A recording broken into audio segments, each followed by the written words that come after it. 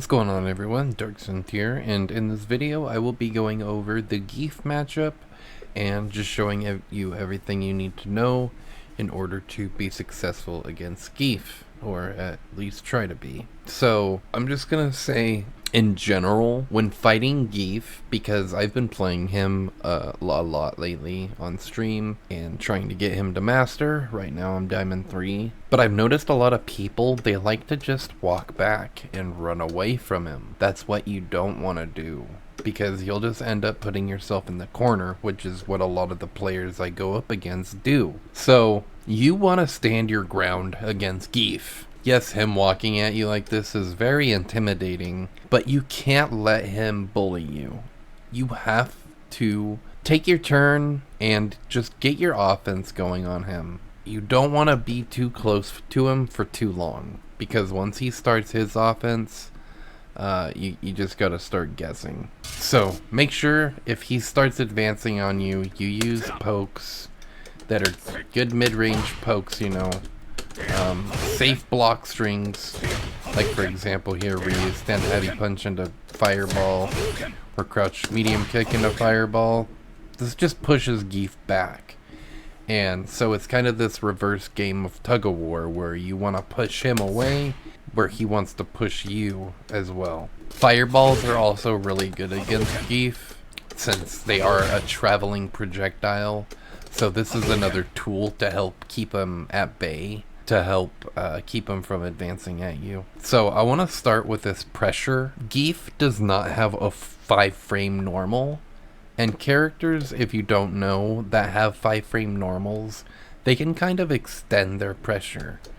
So if they do like a 3-hitting light string, usually they're out of range and can't really do much, and the opponent can take their turn back with a light or something. But if you have a 5-frame like Ryu here with a standing light kick, you can extend your pressure slightly and then like go for a drive rush cancel, tick throw, yada yada. Gief cannot do this because his fastest button is his crouching short, which is 4 frames, but it doesn't go into anything.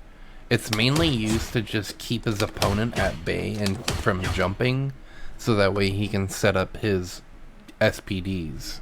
So here I have Gief recorded doing a block string and then into standing light kick, which I believe is 7 frames, which he can't do. I can just check him for free for very low risk and, you know, possibly get a knockdown and push him to the corner. Next up is learning the range for his standing medium punch, because this is a very good button from Gief, and it's only -2. But there's a thing about the move where he can extend it and make it a target combo. But if he hits the first hit at max range and he tries to follow up, he's gonna be -29. So here it connects, and he's only -6, which you can't do anything about. So there, you see he whiffs the second hit, and he's -29. But he can get away with this since it's so fast, so if you're not ready for it, he can kind of just sit there and go unpunished. So you gotta be aware and just see where the first hit lands. If it hits the tip of his fingers at first, and he tries to go for the second hit, you can probably even go for something slower. So it's all about just reading how far and tip range he's gonna hit it. But most good Giefs are only gonna do it once you get up into master ranks. But this is mainly just, this is good info. Any info is good info. So one thing I want to mention about his lariat is if he happens to whiff it, say I do a jump in to bait it out. After the first hit, you can actually DI it.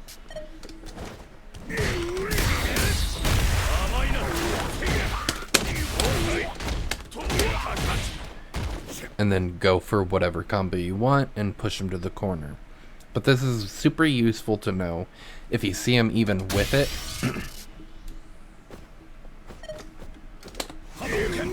Because it can go through fireballs.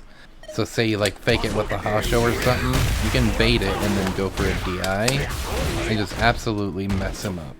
So for Gief's Oki after SPD, it differs depending on if he does light or heavy.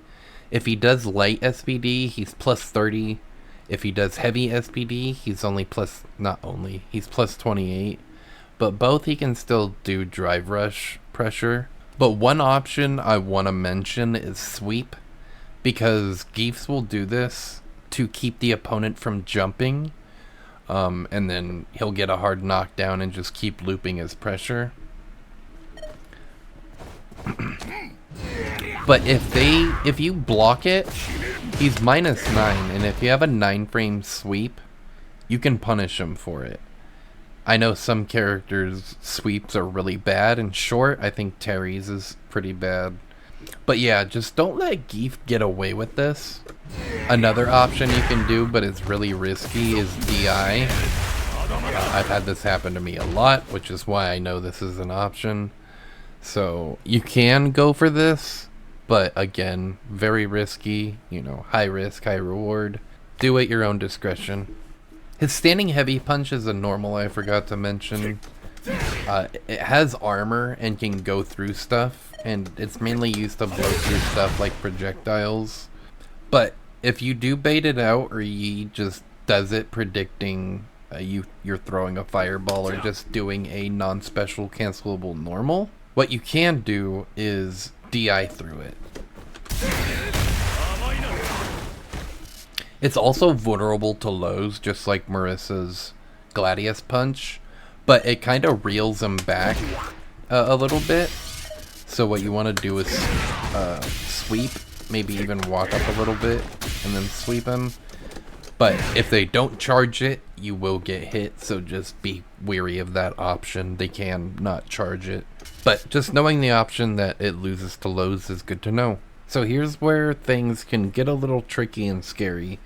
But it's kind of his game plan, and it's conditioning you with his light pressure, especially with crouch short. So I have 3 recordings here set up. I just want to mention the different block strings you can use in order to condition you to let him SPD you.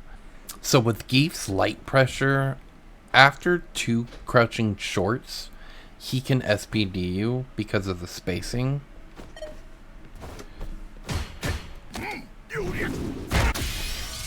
So you might be able to try and like jump back after 2 crouching shorts, or just hold up, but that's when he can do like a crouch short jab, and then that'll catch you, and then he can go into drive rush, do his lariat combo.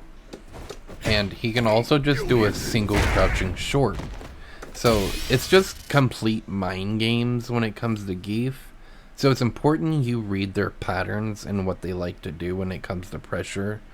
A lot of good Giefs will just wait like a whole match before they command grab you, or start like command grabbing you a lot. The first round or 2, they'll condition you with their light pressure, so that way you don't hold up or just try to get away, or backdash even, to get away from their command grab, and then they'll just command grab you and then make you start guessing with the drive rush pressure.